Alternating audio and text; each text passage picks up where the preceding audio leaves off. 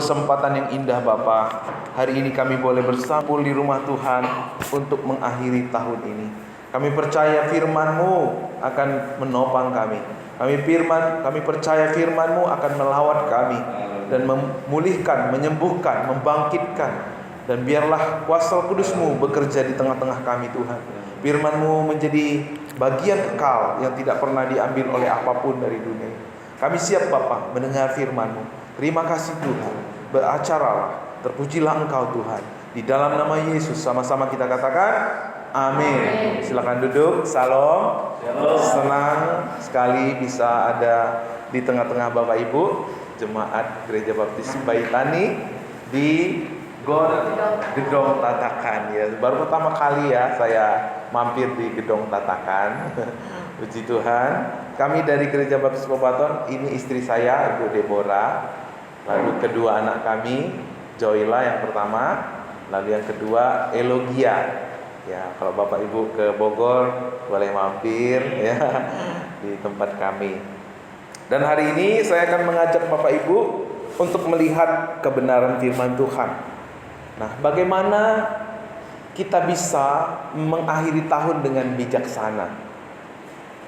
Bagaimana kita bisa mengakhiri tahun dengan yang terbaik dalam hidup kita?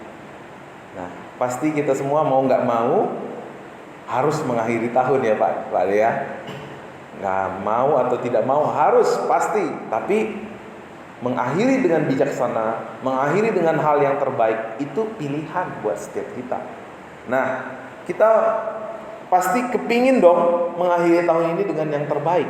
Tadi kita dengar kesaksian satu persatu, bersyukur buat kasih Tuhan, bersyukur buat kemurahan Tuhan.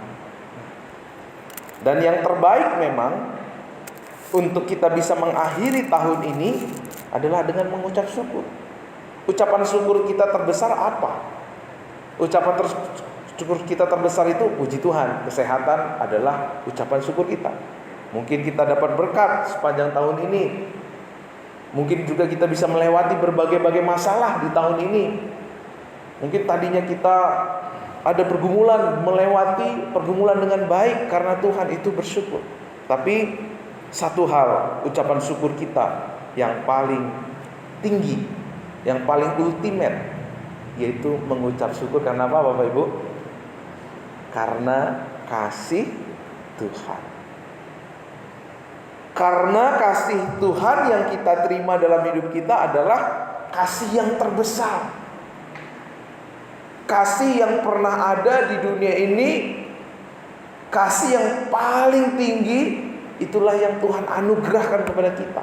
Makanya dikatakan dalam 1 Yohanes, yuk kita hafal sama-sama. Karena begitu besar kasih Allah akan dunia ini, sehingga Ia telah mengaruniakan anaknya yang tunggal, supaya setiap orang yang percaya kepadanya tidak binasa, melainkan beroleh hidup yang kekal. Amin.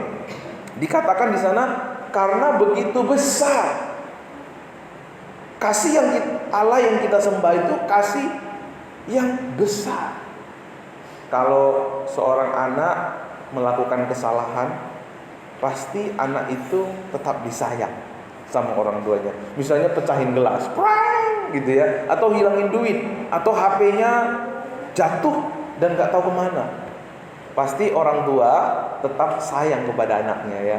Nggak pernah ada orang tua karena kamu ngilangin HP, mulai sekarang kamu bukan anakku. Itu orang tua gablak ya, bahasa Jakarta itu orang tua gablak kalau ada orang tua seperti itu. Bahkan kesalahan yang lebih besar daripada itu yang pernah dilakukan oleh anak kita atau kita sebagai anak, orang tua tetap sayang sama kita. Kenapa?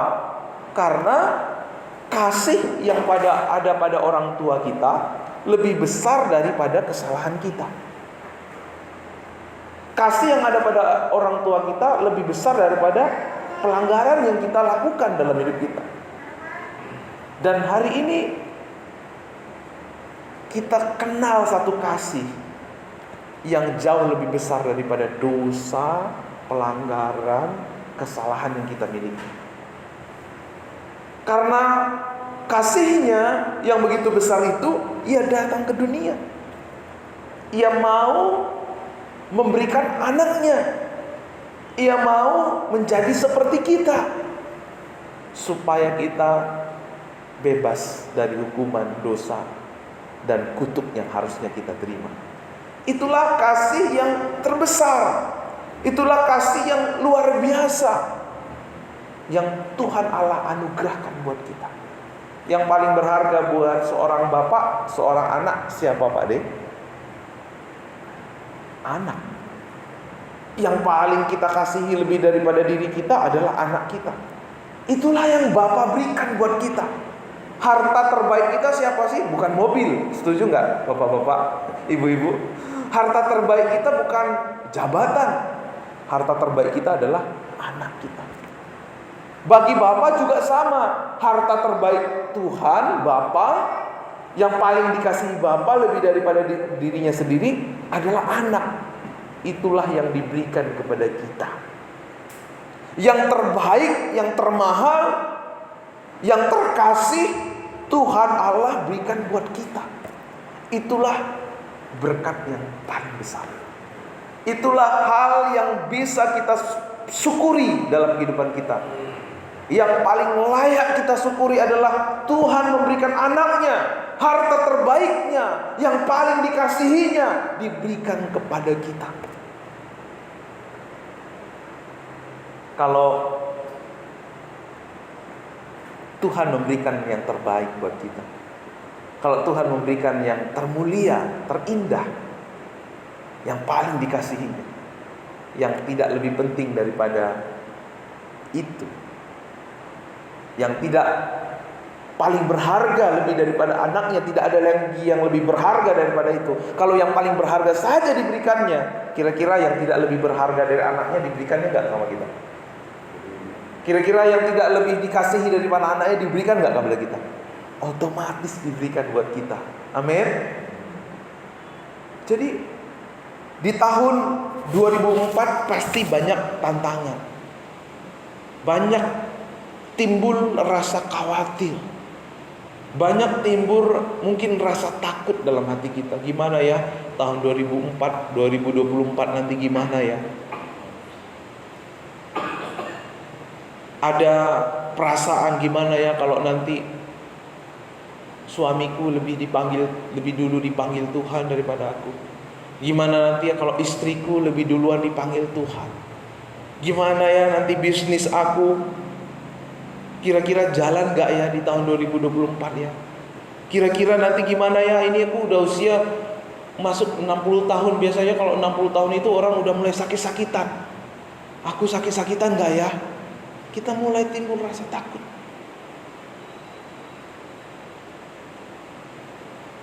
Bagi seorang remaja ya, mungkin kita punya anak remaja, nanti anakku kira-kira gimana? Dia bisa gak ngelewatin sekolahnya dengan baik? Dia bergaul baik enggak di luar sana? Kita punya anak pemuda, nanti anakku nih jodohnya siapa ya? Dapat jodoh yang baik enggak dia ya? Ketika kita sebagai seorang karyawan, kira-kira nanti kontrakku diperpanjang enggak ya? Ya, banyak hal yang menjadi alasan kita untuk khawatir,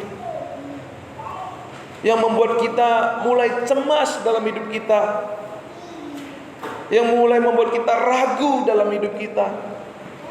Bagaimana nanti saya ke depannya? Bagaimana kalau saya dipanggil Tuhan, anak-anak saya bagaimana nanti? Ada banyak hal yang menjadi membuat kita timbul rasa takut. Waktu kita diperhadapkan dengan bergereja, dan nanti kalau gereja kami gimana ya? Bisa nggak gereja kami nanti berkembang? Bisa nggak gereja kami maju di situasi yang kita hadapi, di masyarakat yang banyak penolakan terhadap gereja kita? Nanti kalau aku memberi, kira-kira aku kurang nggak ya? Padahal Tuhan menggerakkan hati kita untuk memberi. Takut kurang, takut nggak cukup. Kita mulai hitung-hitungan sama Tuhan. Nanti kalau aku melayani, kira-kira gimana ya?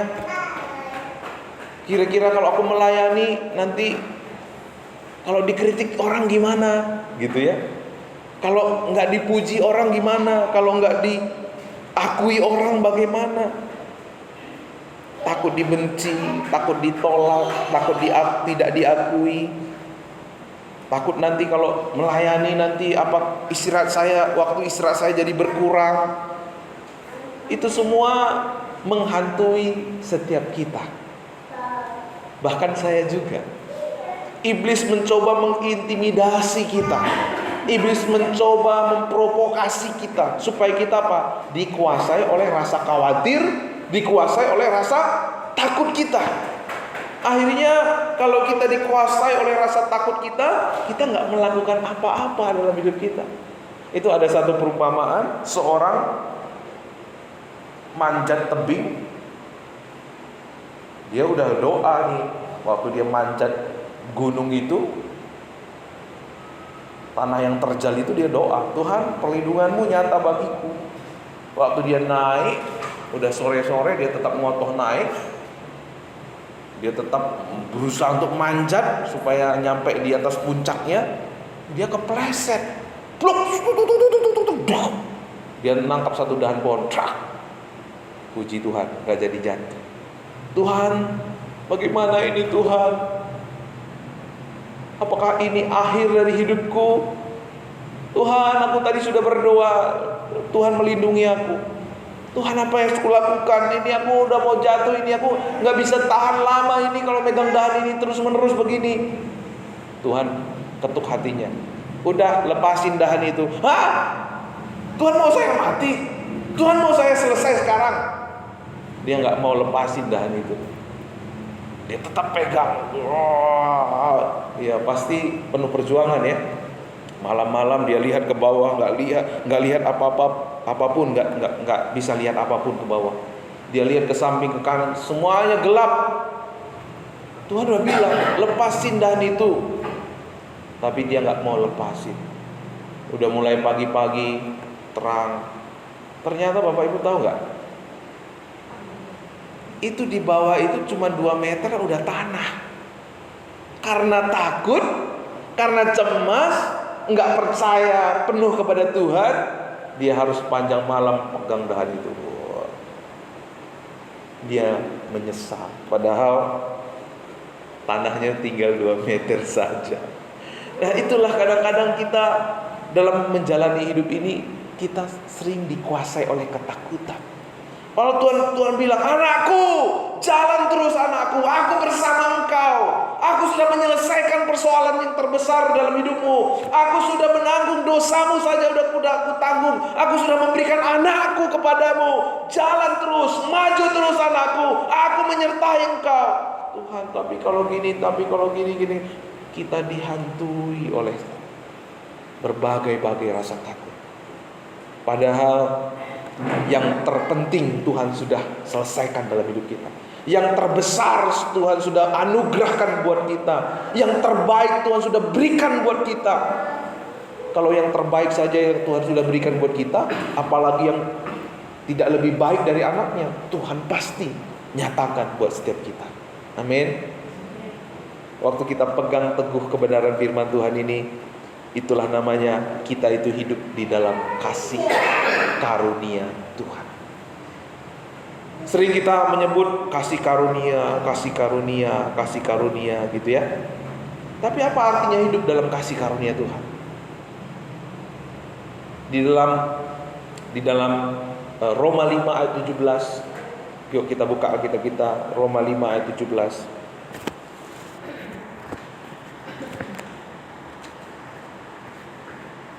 Sudah ketemu Bapak Ibu? Roma 5 ayat 17. Sama-sama kita baca. 1, 2, 3 ayat.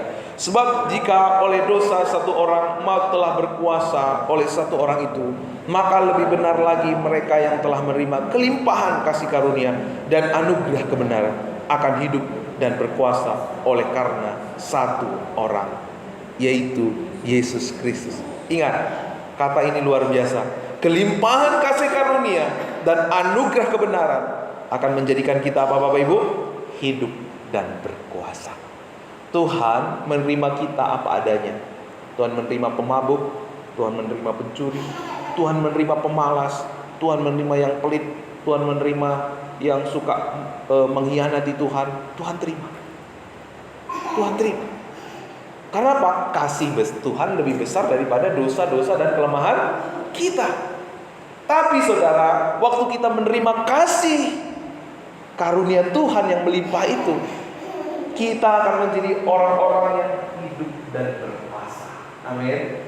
Berkuasa atas kebiasaan buruk, berkuasa atas sakit penyakit, berkuasa atas ketakutan, berkuasa atas kekhawatiran, berkuasa atas kecemasan, berkuasa atas setiap dosa-dosa yang mau merintangi kita. Sehingga kita akan menjadi orang-orang yang bangkit, menang atas segala ketakutan. Makanya dikatakan di dalam firman Tuhan bahwa di dalam kasih itu tidak ada lagi ketakutan. Amin. Roma 5 ayat 15 berkata bahwa di dalam, bukan Roma, 1 Yohanes 4 ayat 18, di dalam kasih tidak ada lagi ketakutan. Kasih yang sempurna melenyapkan ketakutan, sebab ketakutan mengandung hukuman, dan barang siapa takut ia tidak sempurna di dalam kasih. Wow, di dalam kasih tidak ada namanya apa? Ketakutan. Kenapa? Karena di dalam kasih tidak lagi mengandung hukuman. Karena hukuman kita, kutuk kita sudah terjadi di belakang, Bu. Dosa dan pelanggaran kita, kutuk kita sudah ditanggung oleh Tuhan Yesus 2024 tahun yang lalu. Sudah selesai penghukuman kita. Jadi kalau kita beribadah hari ini bukan karena takut nanti Tuhan gak berkati. Amin. Nanti aku kalau nggak ibadah hari ini Tuhan nggak berkati bisnis aku, Tuhan nggak berkati anak cucuku. Nah, itu bukan kasih. Itu sebenarnya kita sedang beribadah tapi untuk diri kita sendiri. Nanti kalau saya nggak memberi persembahan perpuluhan, Tuhan marah sama saya. Nanti Tuhan gaplek saya. Nah, itu bukan kasih, Bapak Ibu. Kalau kita mensyukuri kasih Allah yang begitu besar dalam hidup kita, maka pelayanan kita, pekerjaan kita, kehidupan kita, semuanya digerakkan oleh kasih. Bukan karena apa? Takut dihukum. Karena di dalam Kristus sudah selesai penghukuman kita. Kalau kita melayani, memberi persembahan, beribadah karena kita takut dihukum, gara-gara kita takut nggak diberkati, sebenarnya kita beribadah bukan untuk Tuhan. Sebenarnya kita beribadah bukan untuk Tuhan, tetapi untuk diri kita. Kita mengatasnamakan Tuhan, tapi untuk kepentingan kita. Kita menggunakan Tuhan untuk tujuan kita. Makanya pelayanan seperti ini, ibadah seperti ini tidak ada kuasa. Saya banyak menemukan gereja orang Kristen digerakkan oleh apa? Reward dan punishment, berkat dan ketakutan. Gereja seperti ini sebenarnya bukan gereja, tapi gereja seperti ini adalah agama. Semua agama mengajarkan kalau kamu nggak beramal, kalau kamu nggak begini, Tuhan marah sama kamu, Tuhan mengutuk kamu, Tuhan nggak berkati kamu. Mereka digerakkan oleh reward dan punishment. Makanya kalau gereja seperti ini nggak ada kuasanya, nggak ada daya tariknya. Sama seperti organisasi dunia, sama seperti agama-agama lain. Tapi Injil berkata berbeda. Tuhan mengasihimu, Tuhan menerima engkau, Tuhan membuat engkau berharga di matanya, Tuhan memperhatikan engkau, Tuhan mengasihi kau. Karena Tuhan mengasihi saya, menghargai saya, menerima saya, mengakui saya sebagai anaknya, saya mau hidup dalam ucapan syukur. Memberi persembahan, beribadah, melayani Tuhan, kita gunakan semua untuk apa? Sebagai ucapan syukur. Bahkan bekerja pun sebagai ucapan syukur. Makanya orang yang hidup digerakkan oleh kasih tadi apa? Hidup dan berkuasa. Kalau dia diberkati, dia tidak lupa sama Tuhan. Dia tidak dikuasai oleh harta atau keberhasilannya. Kalau dia gagal juga, dia tidak patah hati. Dia tidak patah semangat karena dia percaya waktu Tuhan itu adalah waktu yang terbaik. Dia akan melihat kalau ibu pipi diberkati, aku pun diberkati. Tuhannya sama dengan Tuhanku, Allahnya sama dengan Allahku. Maka aku percaya berkat yang sama juga tersedia dalam hidupku. Kasih yang menggerakkan kita. Orang baik, beramal, memberi makan, Membagi-bagikan sembako belum tentu berkenan kepada Tuhan. Kenapa? Karena sering sekali mereka melakukan itu, Pak, untuk amal mereka. Saya memberi supaya saya diberkati. Itu semua adalah ibadah yang palsu. Kelihatannya baik, tetapi motivasinya adalah motivasi diri sendiri. Tapi waktu kita digerakkan oleh motivasi kasih dari Tuhan, itu yang akan membuat kita tampil beda. Ya, sering sekali saya juga dulu seperti itu, Pak Pendeta. Saya dulu orang yang digerakkan oleh reward dan punishment. Maka waktu itu saya sering melayani Tuhan itu terasa kering. Waktu saya gagal, waduh, Tuhan kayaknya nggak berkati saya. Mulai tertuduh, nggak secure. Nanti kalau orang begini, orang bilang apa ya sama pelayan? Kepingin diakui, kepingin dihargai. Padahal penghargaan manusia itu, penerimaan manusia itu sifatnya apa? Berubah-ubah. Betul ya Pak Dea? Waktu uang kita banyak, waktu ada maunya, dia baik sama kita. Tapi kalau udah nggak penting lagi buat dia udah mulai melihatnya aja pun dengan sebelah mata gitu ya. Padahal kalau dengan mata dua aja belum jelas gitu ya. Itulah manusia. Tapi saudara, waktu kita melayani, mengasihi, mengiring Tuhan dengan motivasi supaya dihargai, supaya diakui, supaya diterima, supaya diperhatikan, kita akan capek, kita akan letih, kita akan frustasi. Saya pernah frustasi waktu mau jadi hamba Tuhan, pendeta di STT itu. Saya buang air darah, rambutnya rontok, pada masih muda. Makanya sekarang masih muda sebenarnya, itu kelihatan aja. Karena apa? Frustasi. Menyandarkan pelayanan kepada sesuatu yang fana, sesuatu yang tidak kekal. Apa itu? Pengakuan, penghargaan, kasih, dan perhatian manusia. Kita akan capek. Karena sebenarnya penghargaan kita, kasih kita, pengakuan kita sudah selesai di atas kayu salib. Kasih kita, penghargaan kita itu udah selesai di atas kayu salib. Ia memberikan anaknya bukan untuk kita sembah, bukan hanya untuk kita sembah, tetapi untuk mati. Maka hari ini harga kita semua sebagai anak-anak Tuhan bukan seharga dengan baju yang kita pakai, mungkin kendaraan yang kita pakai, atau rumah. Tapi tahu nggak harga diri kita seberapa? Harga diri kita seharga dengan darah anaknya, Yesus Kristus. Amin. Maka waktu kita melayani, kita nggak melayani lagi untuk sebuah penghargaan, karena penghargaan kita udah selesai 2024 tahun yang lalu. Pengakuan kita udah selesai 2024 tahun yang lalu. Waktu kita berbuat baik itu motivasinya supaya kita diakui. Maka waktu orang nggak mengakui, kita marah kan? Saya udah buat ini, saya udah buat ini sama gereja. Gereja buat apa sama saya? Nah, itu jemaat di sana itu mulai menuntut. Kenapa? Motivasi kita melakukan itu ada udang di balik bakwan ya, Bu Pendeta ya, enak ya kalau ada Bu. Ada udang di balik batu. Ada motivasi yang nggak bener gitu loh. Makanya suka menuntut. Tapi waktu kita motivasinya, Tuhan sudah terima saya sebagai anaknya. Kalau saya melayani Tuhan, Bapak nggak akui saya, Bapak nggak hargain saya, Bapak nggak terima saya, nggak apa-apa. Tuhan sudah terima saya. Tuhan sudah menghargai saya. Harga saya adalah seharga dengan darahnya Yesus. Kalau Bapak nggak perhatikan saya, nggak masalah. Karena perhatian terbesar, penghargaan tertinggi sudah saya alami di dalam Yesus Kristus. Amin. Ia memberikan anaknya. Ia mau jadi seperti kita, itu artinya apa sih?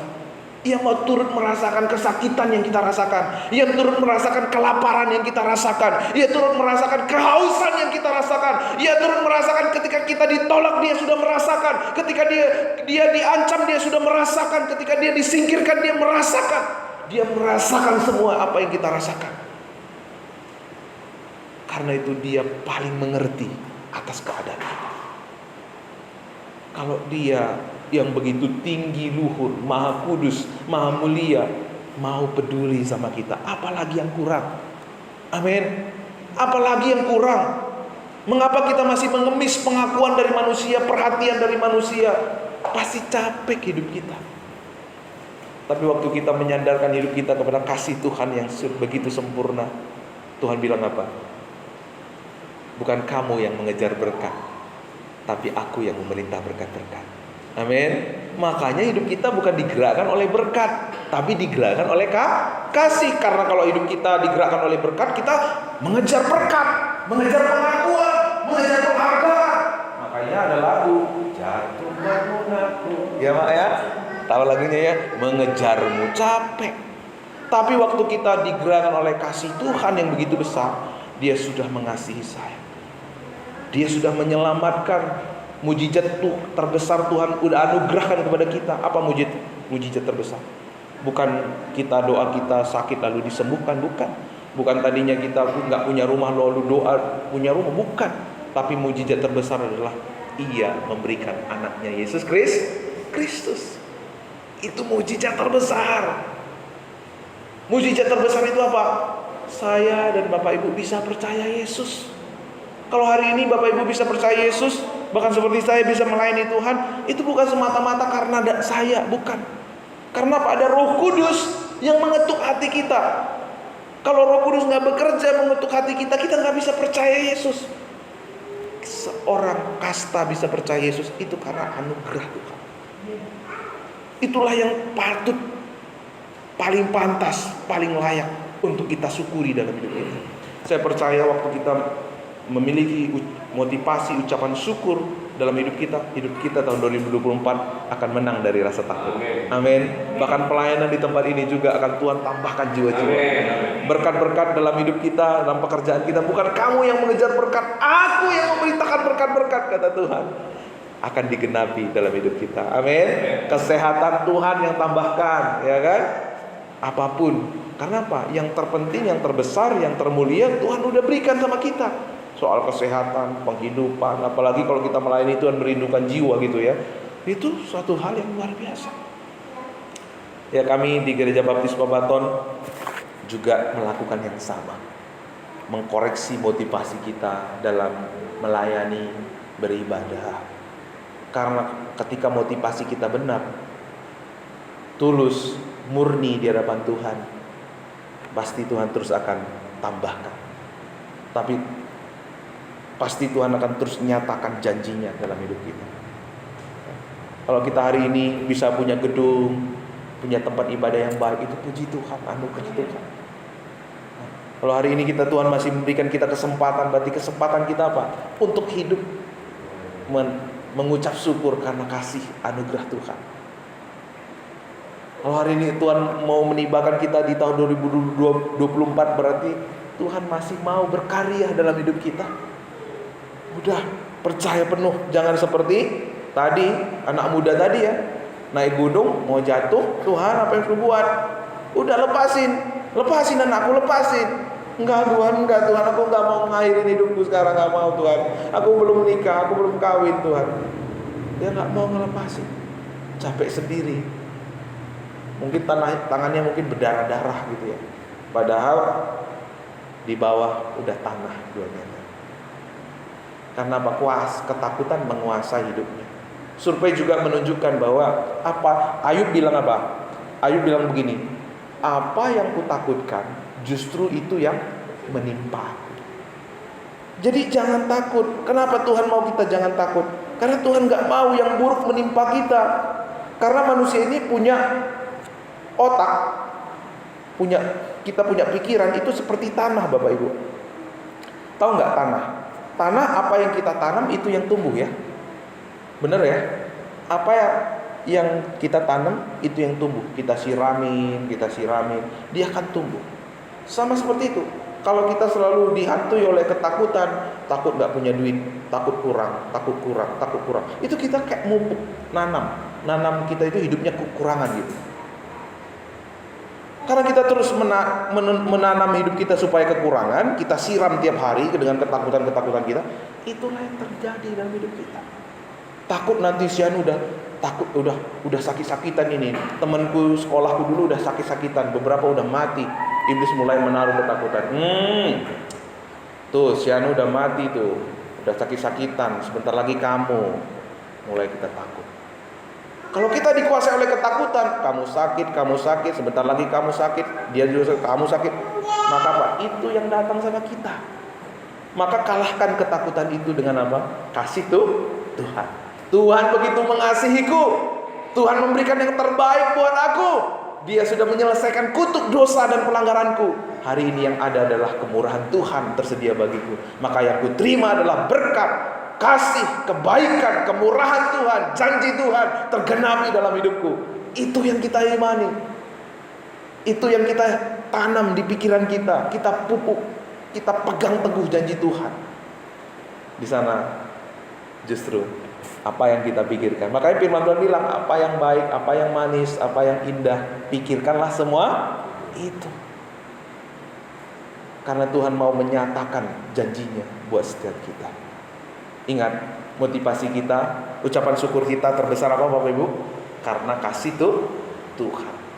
Percaya, waktu hidup kita digerakkan oleh kasih Tuhan yang melimpah. Tahu nggak arti nama Daud? Daud itu arti namanya apa? Beloved. Orang yang menyadari bahwa dia adalah orang yang disayang Tuhan.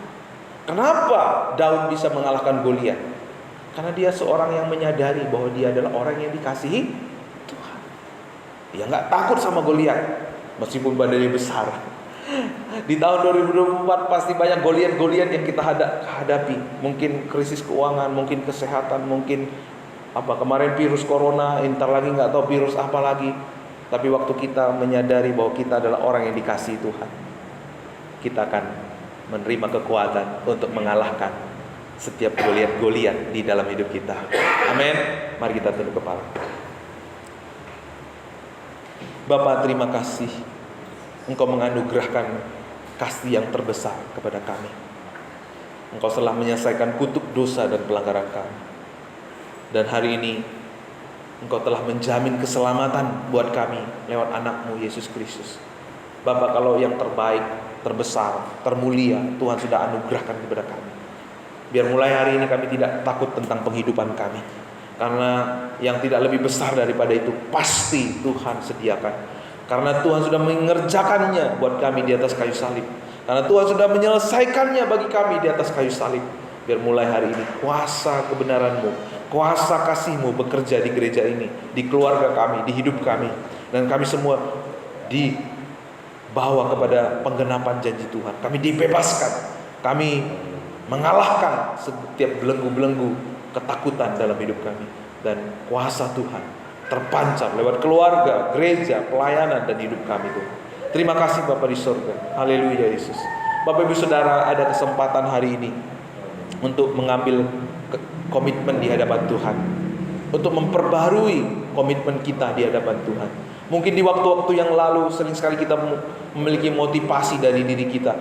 Kita sering sekali menggunakan Tuhan untuk tujuan kita. Kita menjadikan berkat, hukuman sebagai motivasi kita.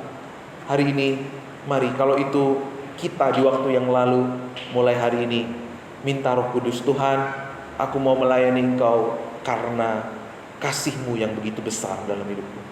Aku mau mengucap syukur setiap hari karena Engkau sudah menyelamatkan aku, menebus dosa-dosaku. Karena Engkau sudah memberikan hidup buat diriku ya Tuhan. Terima kasih Bapa. Terima kasih Tuhan. Kalau di waktu-waktu yang lalu banyak kekhawatiran, ketakutan yang membuat kita tidak melangkah dalam rencana Tuhan, tidak taat untuk kehendak Tuhan. Hari ini mari minta ampun di hadapan Tuhan. Hari ini minta ampun di hadapan Tuhan. Akui, Tuhan, aku mengakui Tuhan, di waktu-waktu yang lalu sering sekali ketakutan menghambat aku dalam melakukan kehendak Tuhan. Takut kurang, takut gagal, takut gak diterima, takut gak dihargai. Kalau itu saudara, mari hari ini datang kepada Tuhan. Tuhan, aku minta ampun. Hari ini aku mau digerakkan oleh kasih-Mu dalam hidupku. Aku mau melihat bahwa bukan aku lagi yang mengejar berkat, tapi Engkau yang mengutus berkat-berkat turun di dalam kehidupanku. Terima kasih Tuhan Yesus.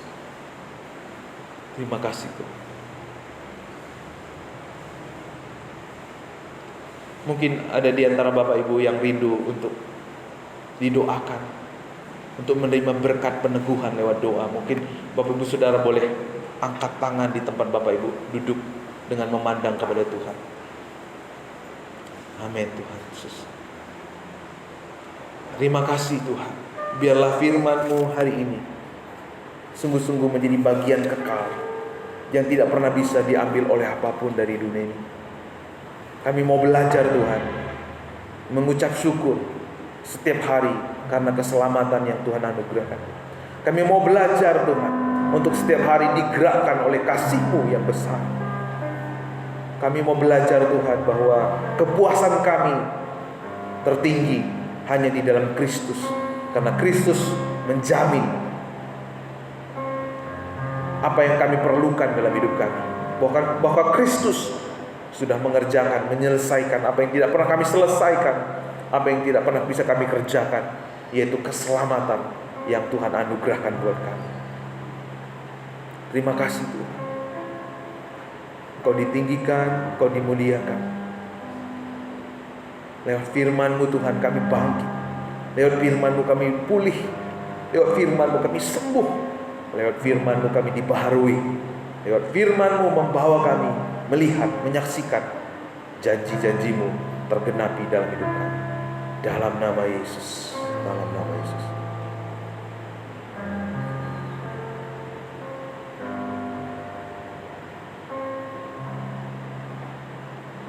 Kau Bapa yang mengasihi-Ku, kita naikkan pujian.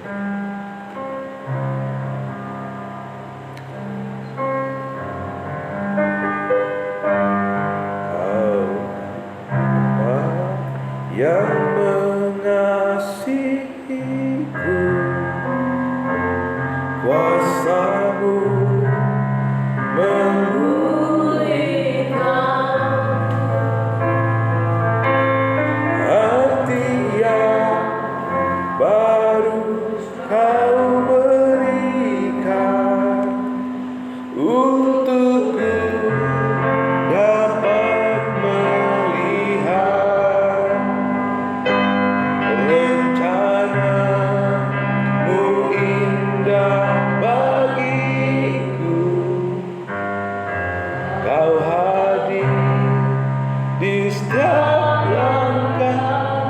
hati yang baru Kau berikan.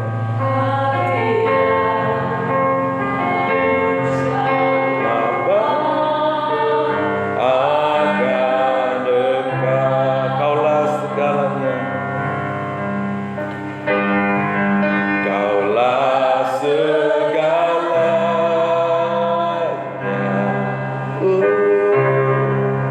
Di dalam hidup kerajaan-Mu, kebenaran-Mu itu bagian. Kaulah yang kupandang, Kaulah yang kupandang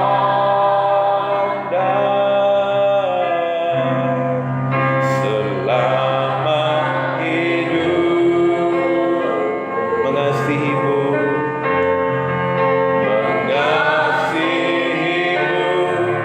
memuliakan-Mu, Bapa dan Amin. Kami akan menyampaikan persembahan pujian untuk Bapak Ibu. Mari. Lagunya apa kemarin Pak? Lagunya